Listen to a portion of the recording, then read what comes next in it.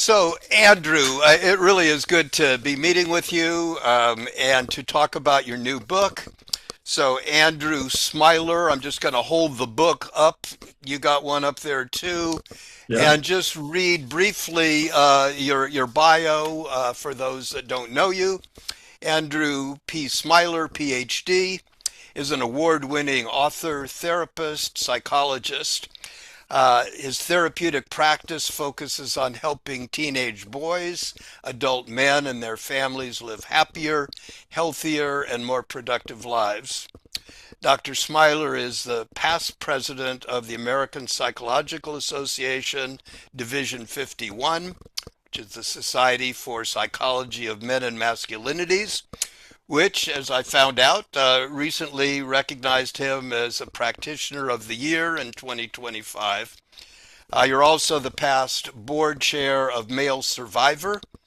And so there's a lot to talk about. So I, Yeah. I Thank you. always, yeah, It's an honor to be here. well, I'm glad because we know each other obviously for some time, but I always ask my guests to start out by telling a little bit about your origin story. How did you get interested in this whole field of psychology, men's, issues, men's health, and so on, and kind of Yeah. kick off at that point? Sure. I kind of stumbled into all of this.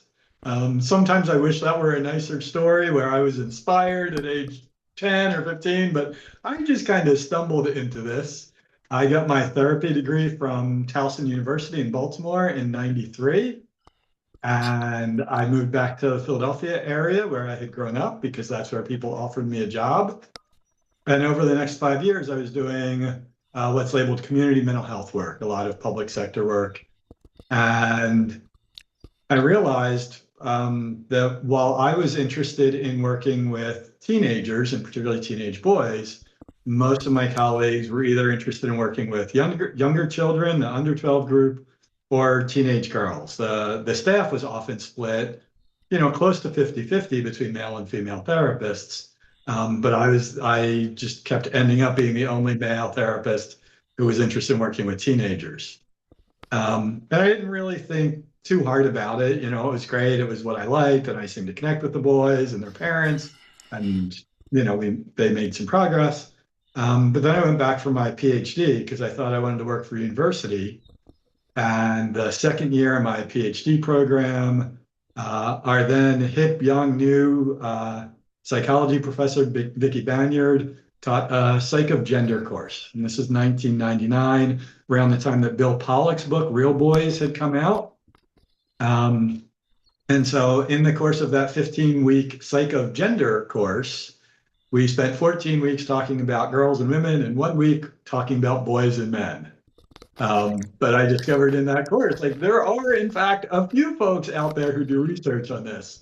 And then the next year I was at the convention of the American Psychological Association, and I discovered Division 51, the Society for the Psychology of Men and Masculinities, where there were a small group of people who were really doing substantial work on teenage boys and adult men.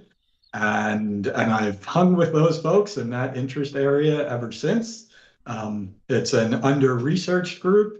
Today in 2026, we talk about men as being an underserved population in the mental health world because I did ultimately leave academia, go back to being a therapist.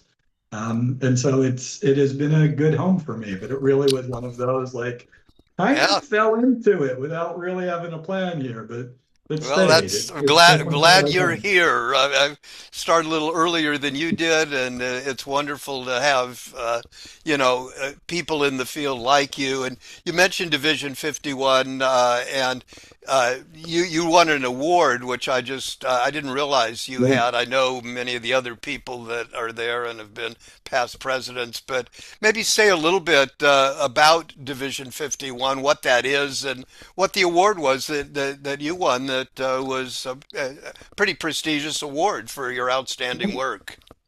Yeah, thank you. So the American Psychological Association is the largest organization for psychologists here in the US. It includes both practicing psychologists in a range of realms, not just therapy, but also organizational psychology, forensic psychology, as well as a lot of researchers. Our affinity groups within the larger organization are called divisions.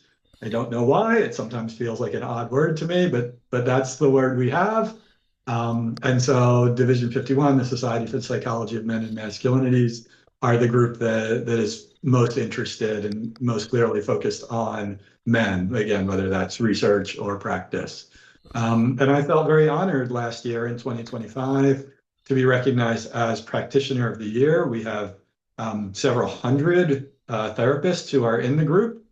So it was really an honor to have my peers and have recognized me and my work from, for many years now. And this year, so it's not on the back of the book because this just happened last week. I've been elevated to fellows status for my work over the years. That really is kind of the Lifetime Achievement Award. Ah, super. Yeah, and I And you just still got got out. some more life ahead of you and some And more things to do. So, it yeah, does. That's one of those like, are you trying to get rid of me awards? Like, yeah. Well, but that's really good to hear. And I want to mention yeah, before we, thank you. get into the meat of your book, because it's a personal interest of mine, given my own, history, that you also are a past chair of the organization Male Survivor, and Right. maybe talk a little bit about that, because as you know, in my life, my father, when I was Right. a 5-year-old, took an overdose of sleeping pills because he become increasingly depressed because he couldn't support his family doing the work that he loved. And so I grew up really wondering what happened to my father, when it would happen to me. And so talk a Right. little bit about, the work and the organization and your involvement with it as you looked at male survivors and the whole area of suicide. Sure. So this is not male survivor encompasses suicide, but the center of the organization is really helping male survivors of sexual abuse, sexual assault, and rape. And we know that this happens most commonly in childhood. Certainly, folks can be assaulted later in life, but the majority of cases do occur prior to about age 12, certainly by age 18 is the vast majority. And there are very few services for male survivors of sexual assault, rape, and abuse that are really cognizant or aware of the way that this impacts men that is different from how it impacts women. Yeah. So Male Survivor does a little bit of education and training, both for professionals and the general public. But kind of the heart of the organization at this point is its online presence, and that includes 24/7, 365 discussion boards that are managed by and serve the needs of male survivors. So, guys who are struggling and who have this as part of their history can reach out to their peers at any time, much as the same way that we might think about, say, alcoholics having a mentor or knowing other Right. folks in recovery. This does the same thing for male survivors. Oh, that's really important. And as a clinician, my experience has been, and I suspect yours as well, is that a lot of the things that lead to suicide, in men and others, often have roots in childhood abuse, neglect, abandonment, and various ways in which, and men tend to not talk about it. If it happens, there's obviously a difficult time for anybody talking about it. But part of writing the book, for me, I found it very, very interesting. It's different than anything else that I've read, and I read a lot. I've got a lot of Oh, books. thank I've you. written a Thank lot you. of Yeah. books. I've Yeah. read a lot Thank of you. books, but maybe you could talk a little bit about why this book. You've written other books, and you've been involved not only in clinician and in research, but in writing. But why this book now? Sure. Thank you. The motivation was really a big piece. This is not an area that I've typically written about before, but for me, the one of the most striking things is just how few clinicians really understand men.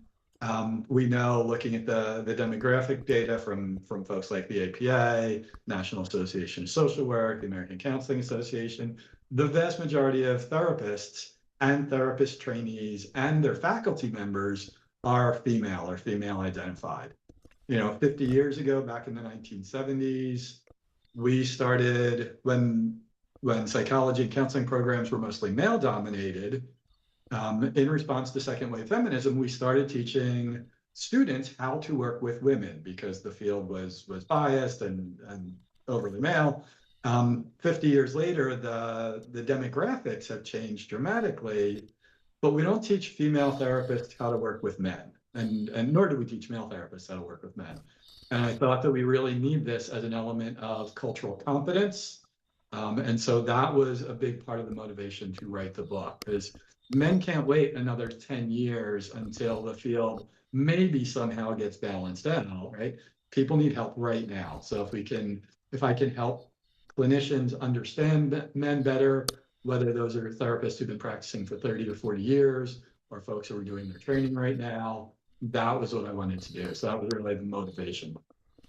Totally with you on that, as you know, uh, Yeah. important in many ways. And I'm glad you underline the fact that although we know that women are getting into the field and more women clinicians, women in college, I mean, they're all levels at which women have done well. We're all happy with that. We're glad that women are, getting Right. involved in the field, but we also recognize that men need to learn about not only men's issues, but women need to learn about them as well. And so your book, I think, is timely and important both for men and women. Another Thank you. aspect, and I want to just quote from your book because it stood out to me towards the beginning. You said men are struggling. Over the past few years, we have heard about loneliness epidemic among American men, and you mentioned the work of Richard Reeves, who's the founding president of the American Institute for Boys and Men, who I interviewed recently, and another colleague. Oh, Um, but say a little bit about what your concerns are, and mine, and Richard's and great. many others about what's going on with men these days. What are you noticing? What's your major concerns that you've been seeing that are part of what motivated you to do the book? So part of it is just recognizing that there seems to be this moment in American culture here the last few years, the 2020s, where we're recognizing that men are struggling, right? You and I both know, having done this work for many years, that men kill themselves at a rate, 3 to 4 times higher than women do. Right? That is a long-standing statistic. That goes back to the 50s or 60s, as far as I can tell. But all of a sudden, like there seems to be some real public and cultural interest in that. Um, we have the Surgeon General report that says that there is this loneliness epidemic among men, and that has real costs in the business world, certainly in the social world. Men who are more lonely or who report feeling more lonely are more likely to abuse alcohol and other drugs. They're more likely to attempt or complete a suicide attempt.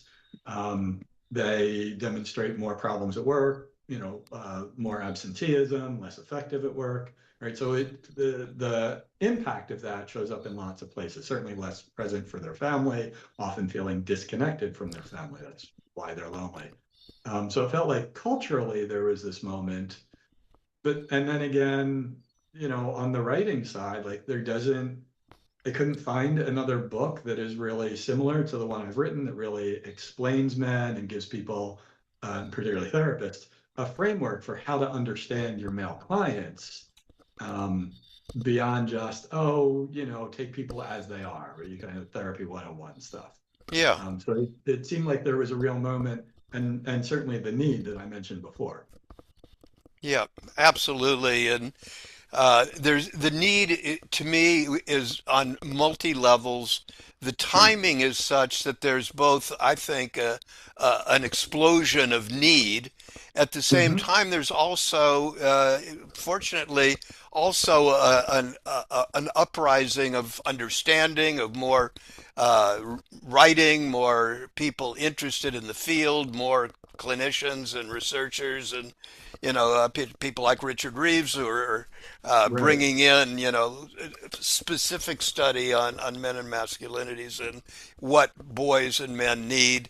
So, Right. talk a little bit. I'm interested because your book, I think, speaks to many different populations and many different potential audiences. But I know, as having written 17 books, Right. we both publishers and our own need to focus and not Right. try to write everything for everybody. Um, your book is specific, at least on one level, to a certain target audience, and maybe talk a little bit Absolutely. about kind of the main audience that you wrote the book for, and then maybe what other audiences do you hope will find the book helpful and interesting. Yeah, thank you. So the book is explicitly written for therapists and therapist trainees, right? It's clinical work with men, understanding masculinity in psychotherapy, right? That's the formal title. The second half there, understanding masculinity in psychotherapy, is really kind of reinforces that positioning of being work for therapists and therapist trainees. The format of the book, um, I hope that this becomes really a reference book for therapists, right? It's got, the first chapter, I spelled out the argument. This is why we need it. The second chapter presents the multifaceted masculinity framework, which is this way to think about men and help understand them better, both their strengths and their needs in therapy. And then there's 7 case studies. So people don't need to read it cover to cover. You can really drop in and out and read whatever case studies make sense. That said, the publisher, some of the reviewers, some friends and colleagues who've read it have also commented that they thought that they could probably give 1 or 2 chapters, and even the chapter that discusses the multifaceted masculinity framework, they thought that that might be accessible to kind of an educated lay audience, right? There's still some clinical jargon in there, but the description, for example, of the guys who invest heavily in this idea that they should be a breadwinner or a protector, right? There's enough information in there about what that looks like and the strengths and some of the history of why that role was important in the U.S. Folks felt might be really open to a general audience as well. Well, I agree on all of those levels from my, having read the book. And um, one of the things I'd like to, touch on and have you talk a little bit more about is that there's been some fairly recent discussion in the field and some Mhm. research that a lot of the studies and a lot of the focus on, men and masculinity has focused on negative, what we're lacking, Right, what's wrong with men, and so on. right. And one of the things that I thought was really helpful in the book is that you don't do that. You look at Mhm. things that are problematic in men, because there's certainly things that we're Right. struggling with, but also what the strengths are. So maybe talk a little bit about what you're aware of some of this recent research on what's looked at some of the studies over the years of how men and masculinity has been written about and talked about, and how yours, I think, really raises a much more broad and a much more helpful way to look at things. Sure. Thanks. That's a big question. Yeah. The psychology of men, like psychology in general, has tended to focus extensively on problematic behaviors. We see that in psychology writ large. In the late 90s, when I was back in my doctoral program, that's when the positive psychology movement, as we know it, first started. My memory says that Mahai Csikszentmihalyi and Marty Seligman were the big proponents of that. They were the guys with the names that really kind of wrote the book and launched the movement. But then in the world of Psych of Men, there are a couple folks who have been, trying to encourage the field, both through argument and through some of their own research, to really look at the positives. So Mark Kaselica, who's currently at one of the Penn State campuses, Matt Engler Carlson, who I believe is at Cal State Fullerton, Brian Cole, who's at Kansas, right? They're all current authors who are really doing the work and trying to identify, not trying to identify, but really just documenting, some of the strengths men bring. One of the ones that I talk about in the book, um, I just talk about men's tendency to be problem solvers and the ways in which men are good at this. And for a lot of guys, it really is an approach to the world. It certainly is for me. And that's a real, if you're good at it, it's a real strength. Um, it's not something we typically measure in psychology land, right? We're more interested in depression or anxiety or whatever, especially in clinical spaces. But that's a real strength. A lot of guys, really pride themselves just on being reliable and dependable. I hear men talk about, I haven't missed a day of work in a year or 2 years, right? And I have all this sick time built up. I think when we're getting to a whole year or 2 years, it's a little excessive and you need to take time off, get some balance there, right? But that's a real point of pride, right? You show up Yeah. again and again and again, and just being reliable or dependable. And again, a thing that we don't tend to notice about men, but men notice about each other, and some men really pride themselves on. So, in the book, trying to expand the scope, trying to Yeah. push clinicians to notice some of those things that they might not otherwise think about as strengths or expect men Yeah. to identify as strengths. Yeah, I think that's really important, and not only in rounding out who we are as men and how to expand what help means and what clinicians can do to support men, but I think also in engaging, men, Mhm. because if you feel like all there is something wrong with me, there's a tendency to either give up or to react and no, it isn't me that something's wrong, it's them. It's whoever the them is that. So I think that's an important, framework to understand. And you mentioned just briefly a framework that looks at these different ways in which we present ourselves in the world. And you have 7 chapters, and I just want to mention the Right. chapters and talk about these for me, very familiar, and many of them in my own Mhm. life. So you talk about the breadwinner, the self sufficient man, the problem solver, the protector, the angry man, the player, and the unemotional man. And Mhm. before you get into the specifics, I wondered if you could say about how you developed that framework and what went into, because, there are many kind of ways we might offer the different ways in which men present themselves. How did you come up with these?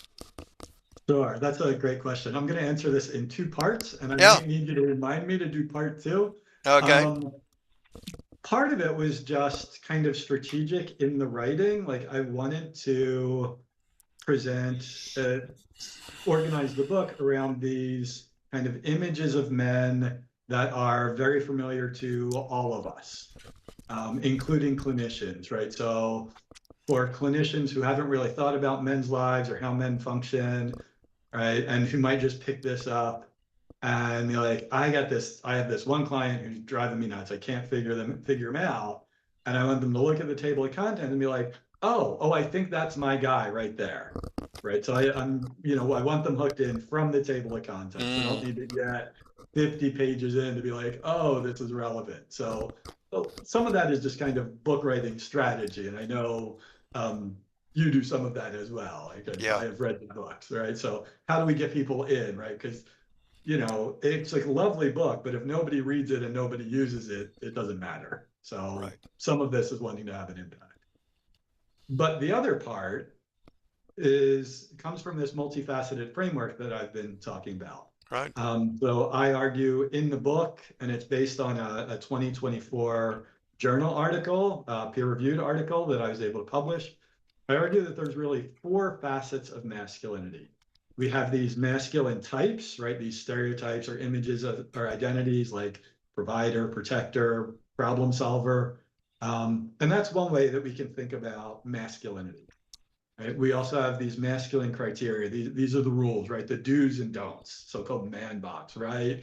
be tough, don't be feminine, right? Don't cry, be independent, right? So there's these rules, which I call criteria. So we have types, we have criteria. Then we also have this pressure to achieve, right? You have to prove your masculinity, right? And if you do it all right, then you're man enough. And if you do it really well, you're a real man and even the man. Or of course, you're failing as a man, right? Because that's a real possibility here too.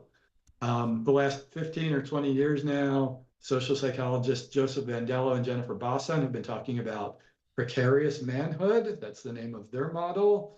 But it's all about this research on, how do guys achieve manhood and what happens when you challenge their manhood, right? So we have types, we have criteria, we have achievement. And then the fourth facet of the model is negotiations, right? Because, we have this image in our head of this is the man I want to be, and then we recognize our own, our characteristics or abilities or whatnot. And we say, well, maybe I can do that, or maybe I can't quite do that, and I need to change. Or maybe the place where I'm living or the place where I'm working requires me to change. Right. And so we have to negotiate masculinity. So, Yeah. so again, right, the use of these types comes right out of the model. It's masculine types. So it also helps tie back to the model as well in the table of contents in the organization. For me, it's a brilliant and obviously well-founded both in research and very clinically relevant. And kind of getting back to the clinicians that are going to hopefully see this, and I want to, at least when I talk about clinicians, to Mhm. broaden the clinical world, because there are clinicians at all different levels. There are Sure. people that have PhDs in in psychology, and my background is in social work, and I also have a Right. PhD in international health. But there's a lot of men and women in the field doing important clinical work at many different degree levels. And Absolutely. so one of the things that all clinicians, particularly if you're professionally licensed or trained, was the Diagnostic Statistical Manual of Diagnoses. Everybody was not required, but everybody pretty much had to have one, and often had to, if you were doing clinical work and you were, Right. billing for insurance, you basically had You to have to have have a one. diagnosis, and it had to be Yeah. one of, and you had to have the correct, all of that, which you're very familiar with, and Yeah. probably most other clinicians who are watching that will know that. And I somewhat, jokingly said, but not so much jokingly, is that this could be a much better standard and a much Oh, more useful go-to manual for right. what we would want clinicians to know. Not to say that there are some situations where you want a diagnosis and they can be helpful and all of that. Right. Not to say we don't need that, but to be honest, I think the field has gotten so into the labeling and putting the Mhm. negative diagnosis that we've forgotten a lot of the realities that this book really speaks to. So I just want to honor the Right. the work that you've Thank done you. so far, and I, for one, really would like to see this book be a standard for clinicians at all levels, because I think there's relevant and helpful information in it for everybody who is now or is being trained, and particularly in this new era where you have a lot of still conflict between women's health issues and men's health issues, women's issues and men's issues, and you talk about the man box kind of discussion. And one of the Mhm. things I've experienced in working with, men and their families, but men and women, is a lot of the things that in a way we say men must do often Right. are the same things that we tell women you must not do. Right. They're, men must be strong and women must be, Sweet. sweet and nice and sugar Right. and spice and everything nice and boys are made of all of that. Oh, So yeah. I think it's really relevant and helpful to not only expand the dialogue, but to have a basis where we can recognize that we all are limited by many of these labels that put us in a category of what we're supposed to do and limit us from other areas that supposedly, because we're male or we're female, we can't do. Could you talk a little bit Right. about this more broadly way in which I think we can really bring not only male and female clinicians together, but men and women, hopefully, that they will be working with, and probably some people who are not clinicians that'll watch this broadcast or hear this and say, hey, man, this is something I want to, check out. I want to take a look at this book. Right. Yes. Okay. I'm going to do that, but I want to go back to your discussion of the DSM first. Yeah, please. Um, so I got my degree in 1990, my therapy degree in 1993. And I was on a podcast with David Shepard and Erica Liebman a couple weeks ago, and David also mentioned that. And one of the things that I remembered during the interview there, and you've just brought it back up for me, that in the early 90s when I was getting my training, before mental health was really part of the insurance system, before we as a field were so wedded to the DSM and the importance of diagnosis, like the models that I were trained under, we were taught that most people who come to therapy are having difficulty adjusting to everyday life, right? We certainly have folks who are schizophrenic, who have, as we called it then, bipolar depression, where there really is some kind of chemical or neurological issue. But for most folks, right, like they're just struggling to get along. They're having relationship problems, they're struggling to feel competent in some realm, right? And so we can diagnose them based on this set of criteria in the DSM. But if we really want to help them, then we need to help them figure out what is the problem, why they don't feel confident, why they're having difficulty talking to their partners. And we need to help them address those problems. We might need to teach them skills like boundary setting, which way back when I started was called assertiveness training, right? Like we may need to teach them some skills, but that was our job, was to really figure out where they're struggling. And it wasn't really about diagnosis back then because we weren't really in the insurance system. And certainly in the 30 some years that I've been doing this, like I have seen that shift. And that also, like that was part of the feedback I got. That really comes through in the book because in the book, Yeah. like I give kind of a passing mention to, these are the symptoms, this is the diagnosis. But what we really did was focus on boundary setting, or what we really did was focus on how to support a partner or how to express his own emotions, or at least notice his own emotions.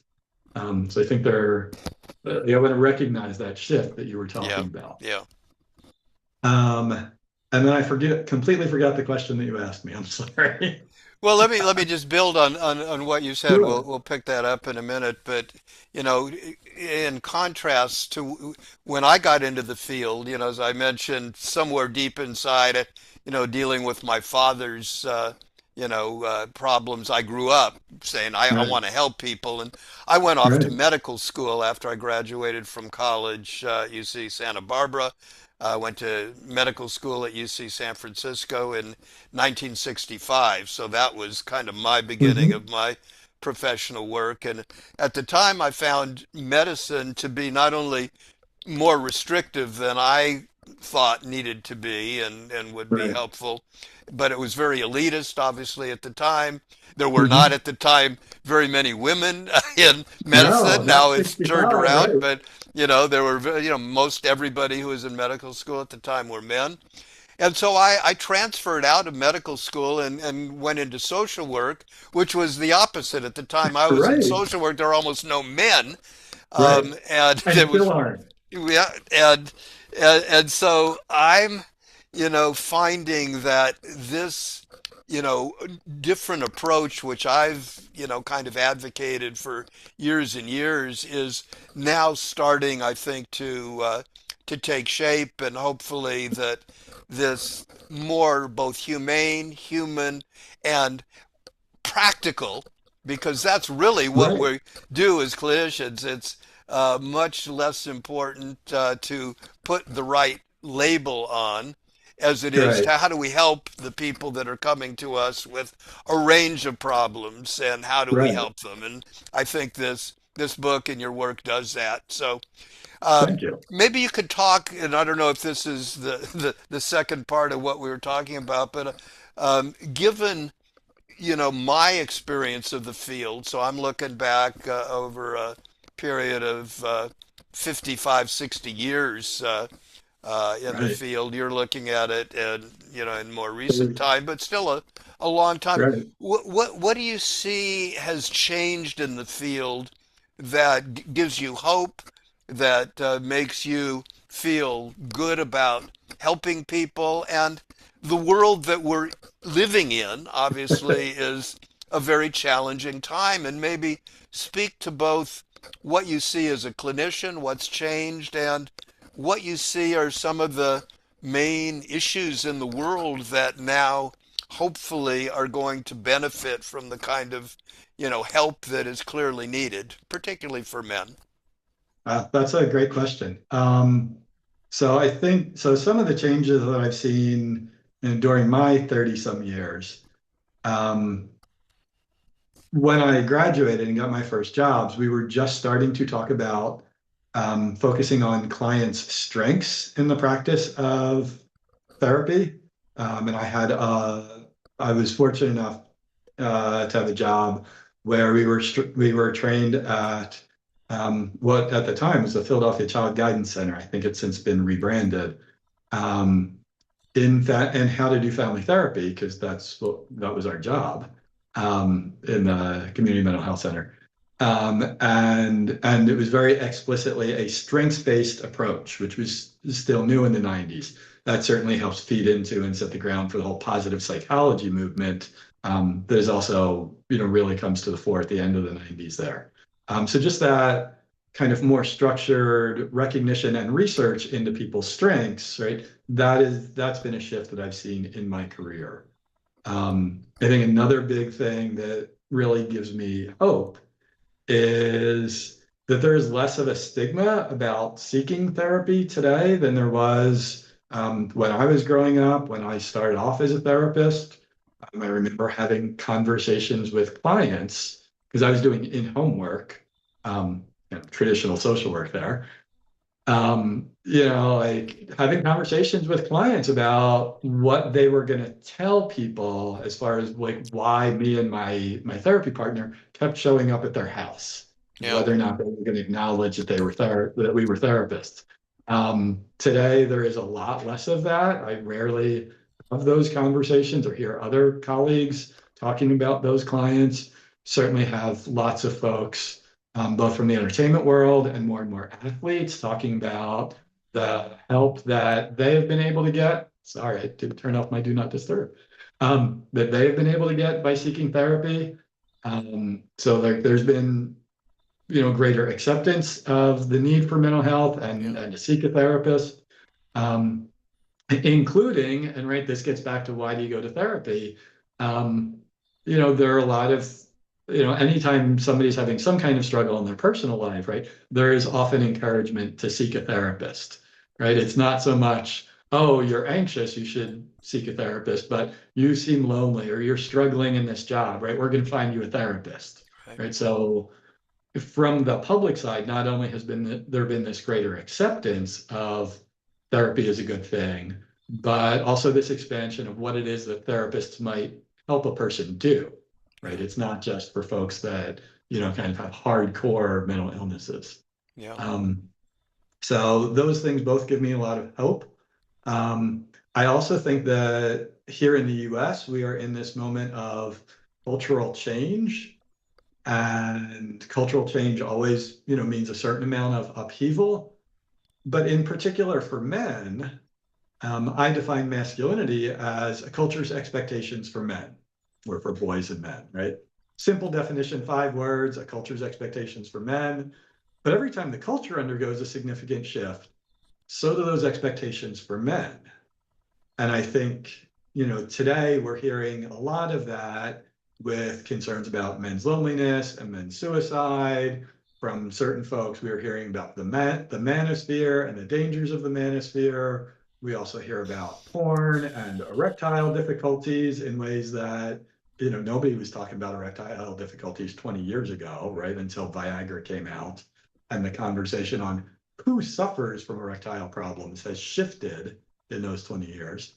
But we have all of this awareness of men's issues, and at the same time, we have the Secretary of Defense, who wants to be called the Secretary of War, talking about we need a high testosterone military, right? And testosterone has this kind of mythical status.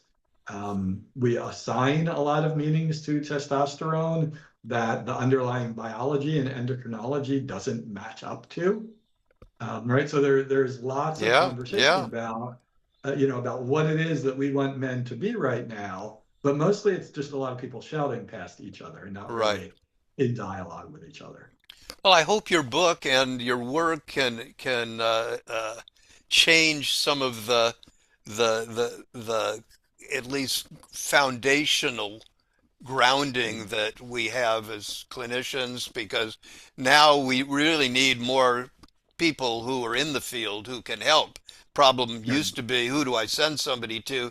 Now it's like, can we find anybody that is, competent and trained, or are we Right. going to just send everybody to an AI bot and let them talk to a machine, which Well, I yeah, think we all recognize is not optimal.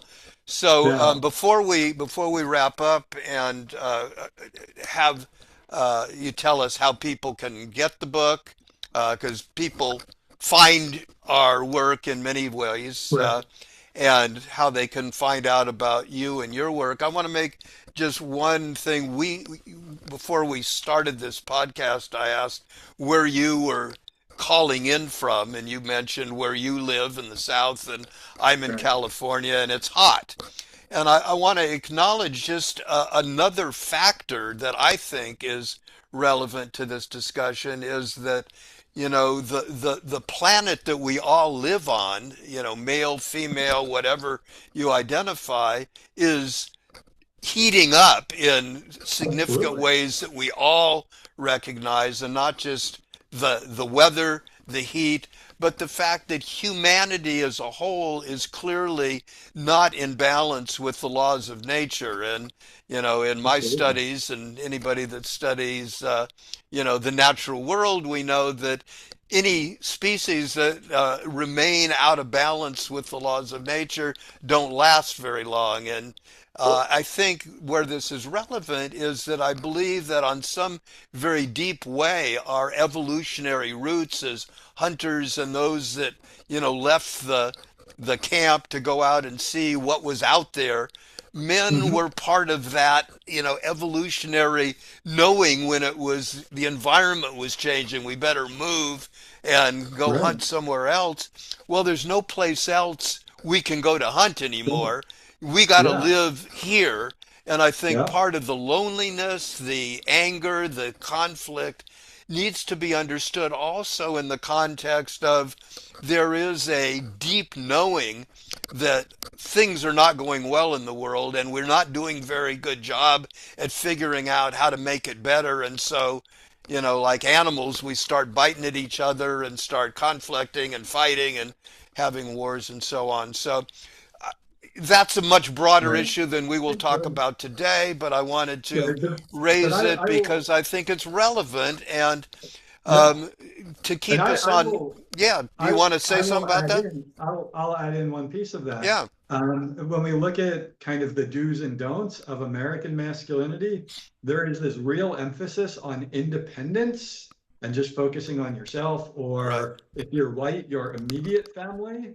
Um, if you're not white, conceptions of family tend to be bigger, but for white folks, it really is the nuclear family there. Um, that push for independence and to focus just on yourself and your immediate kin, um, right? That also makes solving these global issues or large scale issues more difficult because if you're not used to being in community and you're not used to working together, as part of a team, or a large team that is ongoing into the future the way a family is, but not necessarily a work team is, right? Then it's harder to come together, to see that you have a stake in and might usefully make some sacrifices to help save the planet, to help Right. change the climate. But if everything is just me, Yeah. you don't have that view. And so I think Yeah. that there are ways in which our current definitions of American masculinity really help fuel that problem, Yeah. these climate problems. Totally with you, my friend. We'll obviously need to have more conversations like these. Hopefully, we can Right. talk with you again. But let people know where they can find the book, how they can find you and your work, and then Sure. we'll Thank wrap you. it up for today. Sure, thank you. So folks can find me online at andrewsmiler.com. It has a description of the new book, Clinical Work with Men, Understanding Masculinity and Psychotherapy, as well as my older books. You can also go through that if you're seeking therapy and live here in North Carolina, or if you're interested in working with me as a coach, particularly on helping parents of teen boys.